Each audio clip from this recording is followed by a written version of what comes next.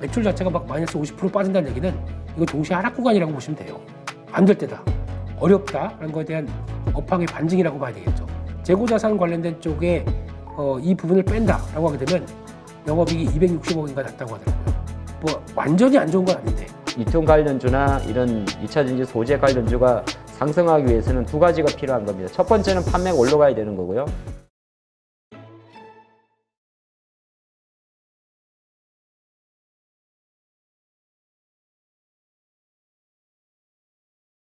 어제 나왔던 이제 기업 내용들 쪽으로 봤을 때 LNF 얘기 많이 하실 것 같습니다. 네, 그래서 LNF 가지고 이게 처음으로 또 1분기 실적을 발표하다 보니까 이제 여러 가지 부담감들. 근데 일단 첫 번째로는 가장 부진한 게 매출 자체가 안 나왔습니다. 이런데 47% 감소면 엄청난 거죠. 그렇죠. 근데 매출 자체가 하락했다는 얘기는 P 곱하기 Q지 않습니까? 그러니까 이게 P와 Q가 동시 상승 구간이 있고 P와 Q가 동시 하락 구간이 있습니다. 이번에는 미툼 때문에 가격 떨어졌고 재고 많다고 하다 보니까 이것도 안 나가고, 이게 두 개가 하락하다 보니까 매출 자체가 막 마이너스 50% 빠진다는 얘기는 이거 동시에 하락 구간이라고 보시면 돼요. 무슨 기업이라도 그렇게 되면은 이거 지금 안 될 때다, 어렵다라는 것에 대한 업황의 반증이라고 봐야 되겠죠. 일단 두 번째, 영업이익단인데 영업이익단으로 보게 되면은 이게 또 예상했던 것보다 뭐 2천억대 가까이 2,800억. 총은 그런데 총은 그렇죠. 근데 예, 단 그래도 2천억 너무 안 좋은데 너무 안 좋게 얘기하면 좋잖아요. 리튬 그 손실천. 근데 우리는 그냥 그거 헤드만 보니까 네. 헤드에서 딱 그러니까. 2,800 정확하게 쓰겠습니다.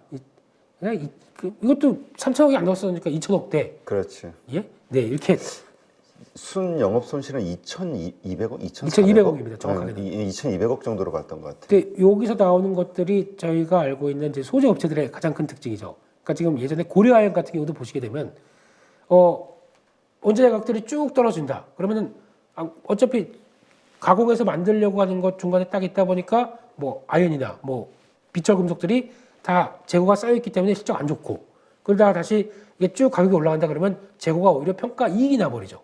그렇게 왔다 갔다 하다 보니까 이게 영향을 잡는다라고 하게 되면 소재업체의 특징이다라고 봐야 되는데, 이거 다 만약에 재고자산 관련된 쪽에 이 부분을 뺀다라고 하게 되면 영업이익이 260억인가 났다고 하더라고요.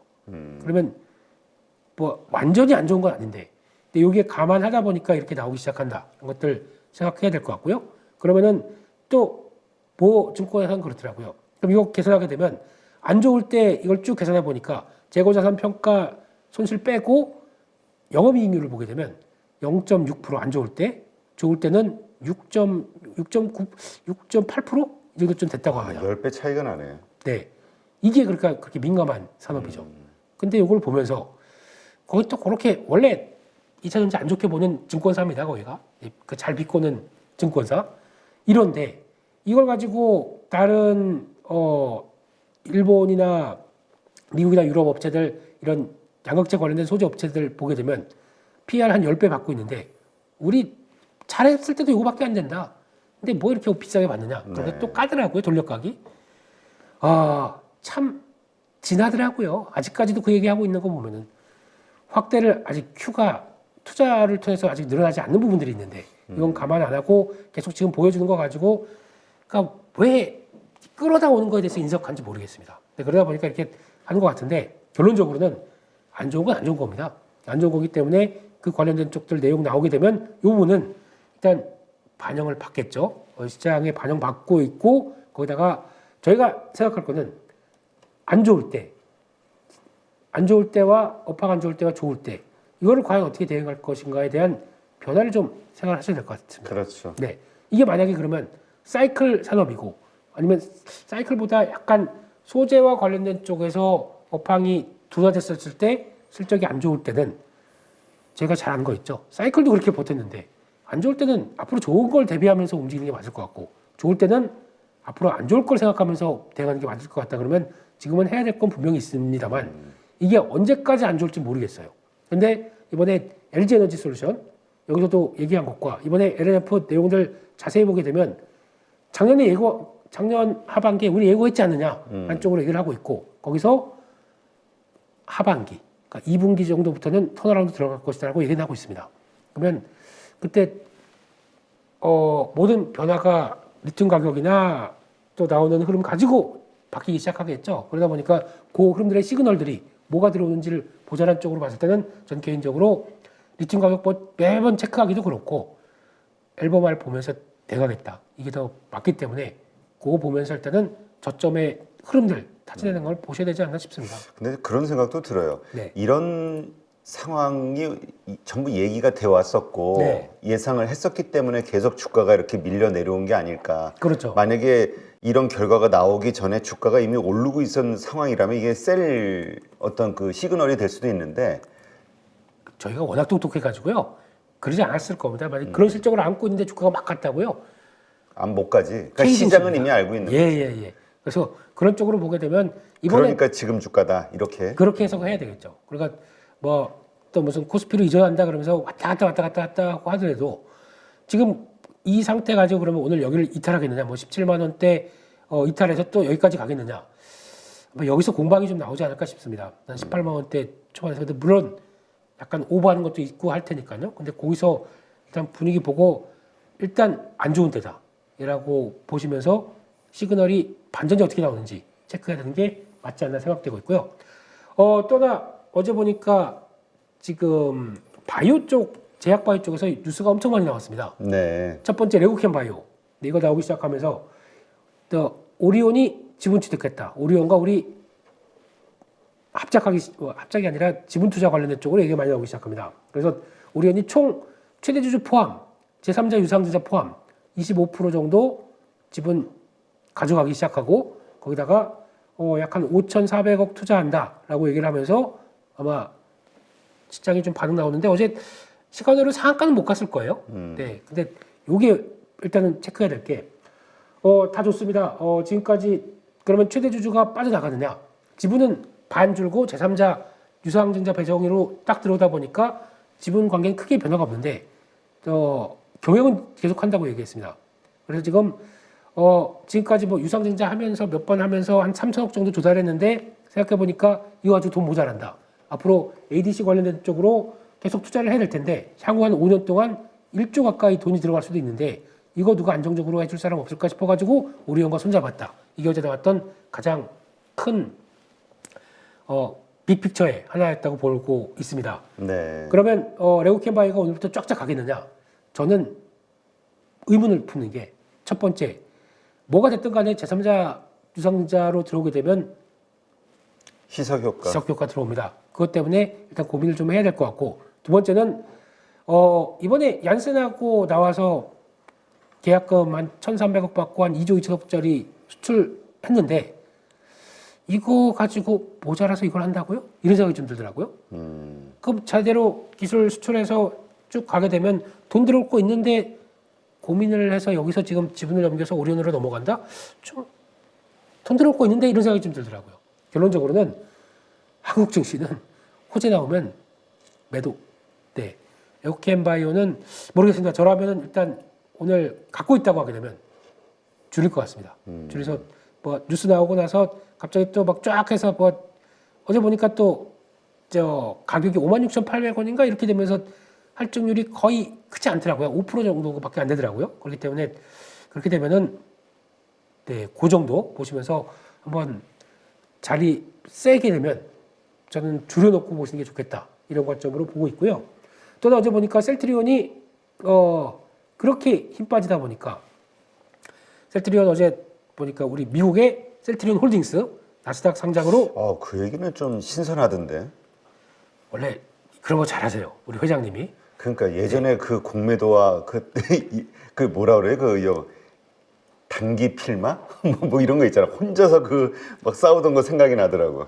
네, 거의 장군님이셨죠. 네. 네, 근데 외모도 장군님처럼 생겼어요. 우리 8.15 대표님이 장군님이시죠. 네, 거의 캐나다에서도 장군님 이거 아니겠죠? 애기 동자십니까 그러면? 그래서 네. 저는 셀트리온 이번에 쭉 나오면서 이제 약간 새로운 식으로 움직이다 보니까 네. 어차피 합병 끝났다. 여기 노리고 있었거든요. 여기 들어오게 되면 한번 사봐야지 그러는데 그건 네 생각이고 여기서 얘기 나오면서 팍 돌립니다. 근데 셀트리온 홀딩스고요. 이거를 나스닥 상장과 관련된 쪽으로 이제 절차를 받겠다 그래서 빠르면 올해 말 내년 초라고 얘기를 합니다. 주가 정체를 받다 보니까 자꾸 이런 쪽으로 나가기 시작하는데 그러면 여기서 상장 차익 한 5조 원이 발생할 것이다. 네. 빅쳐 그러시네요.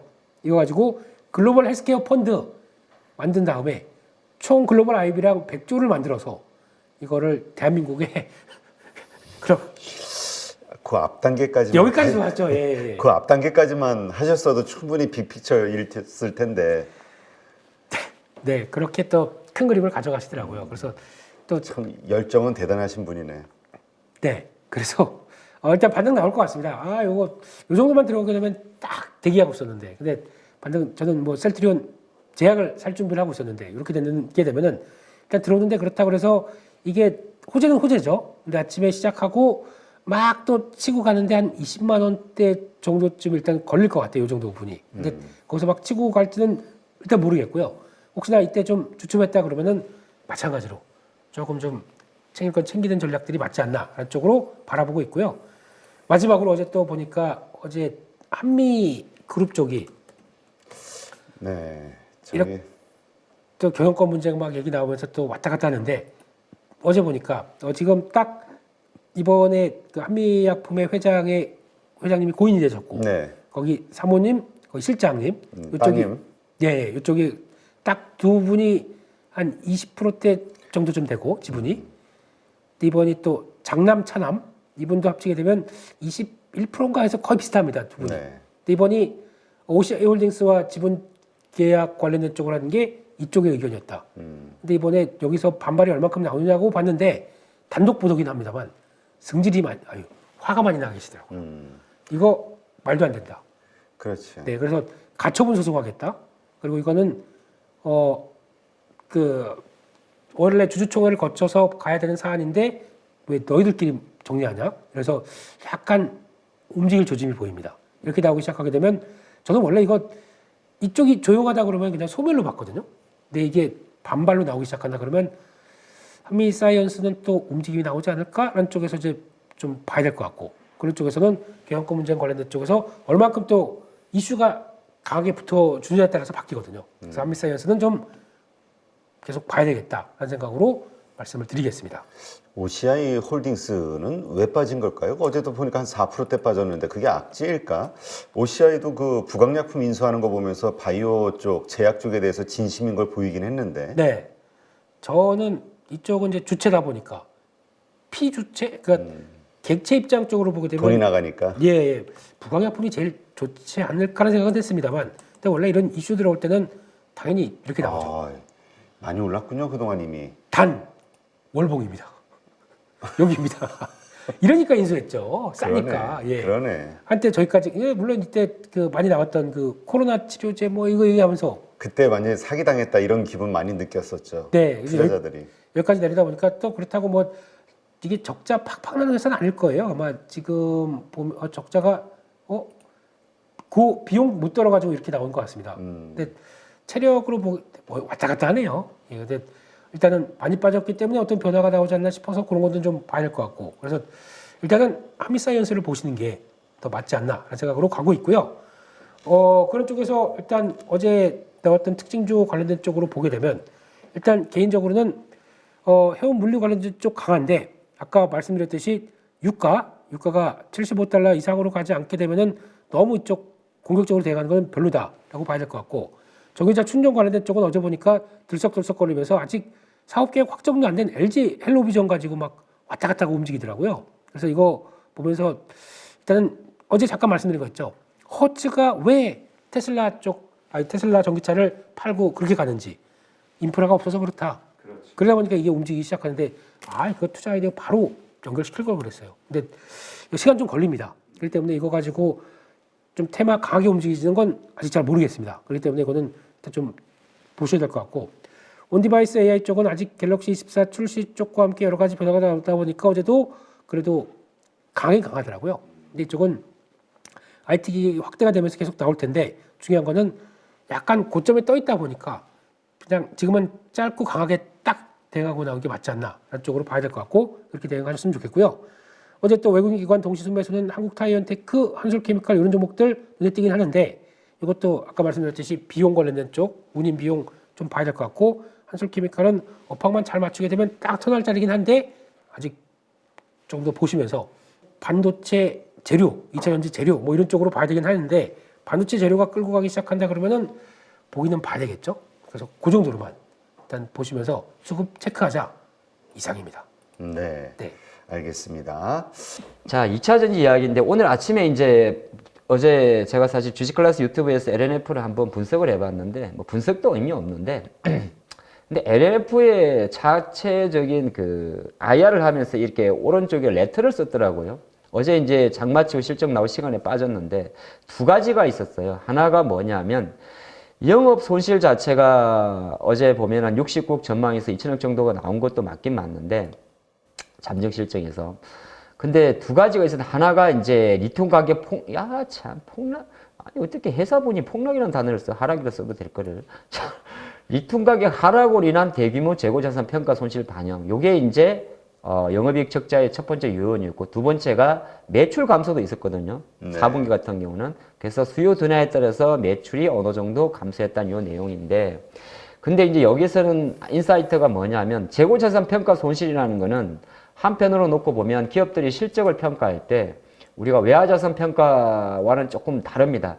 외화자산 평가 손익 같은 경우는 가끔 기업들 중소형주 보면 환율 변화에 따라서 파생상품 손실로 인정이 되는데 그거는 크게 순이익에 영향을 미치는 거고 재고자산 평가 손실이 같은 경우는 영업이익에 영향을 미칩니다. 근데 이제 이 LNF의 제가 실적에 대한 컨콜 재료는 리튬 가격을 미변동, 그러니까 리튬 가격의 변화를 반영하지 않는다면 이정의 예상 영업이 2천억을 상회하는 수준입니다. 이렇게 적으면 안 됩니다. 안 되는 게 아니라 이건 너무 LNF 입장에서는 우호적으로 적었다고 저는 평가를 합니다.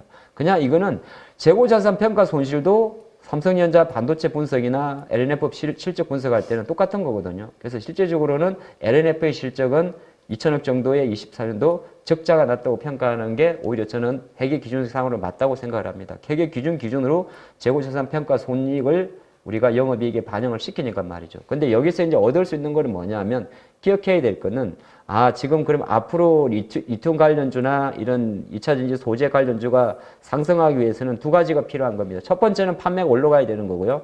S요인이 됩니다.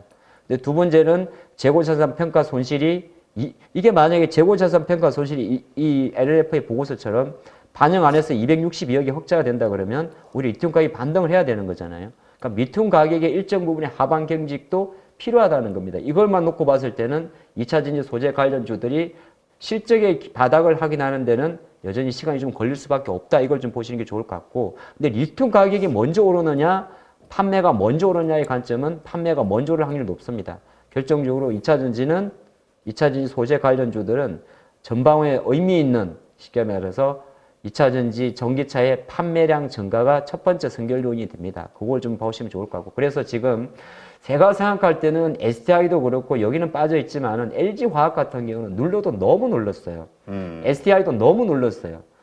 예, 너무 눌렀지만 주가가 이제 올라가기 위해서 퓨처엠도 어제 좀 밀렸지 않습니까? 올라가기 위해서는 전방 산업에 대한 게 일단 우선이기 때문에 우리가 아직 데이터를 확인하지 못하고 어저께 사실 주말에 LG에너지솔루션이 미국의 GM과 3개의 공장을 짓는데 거기에 얼텀생즈 공장 2를 작년 하반기에 완공을 했고요. 실제적인 생산 자체가 올해부터 들어간다는 이제 이야기가 좀 잡히고 있거든요. 그런 관점에서는 뭐 우리가 시간의 투자라는 그런 말씀도 많이 드립니다만 2차전지 관련주 배터리 셀도 마찬가지고 소재도 마찬가지고 실제적으로 전기차 착공 자체가 들어가는 것 자체가 주요 포인트가 되고 일부 부품주들은 어제 보니까 비상장 회사긴 한데 뭐 미국 쪽으로 배터리 관련 부품들을 납품한다는 회사들 꽤 있어요. 그런 건 개별 이슈이기 때문에 그걸 지켜보시면 좋다 그런 말씀 드리면서 근데 한편으로는 아직 실적을 발표하지 않은 사실 4분기 실적 발표는 그렇게 중요하게 생각하지는 않는데 실적을 발표하지 않은 포스코 퓨처엠, 에코프로, BM에 대해서는 뭐 요 정도까지는 아니지만 충분히 재고자산 평가 손실 우리가 우려한 대로 재고자산 평가 손실에 대한 부분이 시장에서는 좀 부담이 될 수 있는데 일단은 LNF가 먼저 얻어맞았고 오늘 아침에 관련주들이 대부분 소폭의 약세는 예상이 됩니다만은 어제 선제적으로 눌러버린 게 있었기 때문에 눌렀다는 표현 자체가 이거는 보통 발표된다고 하면 쭉 밀거든요. 뭐 오전에 모레 질에 이렇게 뚝뚝쭉은 아닐 것 같고 일단 전야 후광 정도의 수급은 나올 수 있지 않을까. 근데 전야 후광이 나온다 해서 지금 공격적으로 이쪽 섹터를 살 때는 아닙니다. 그런 건 장이랑 같이 보시면서 봐야 될 것 같습니다. 네, 알겠습니다.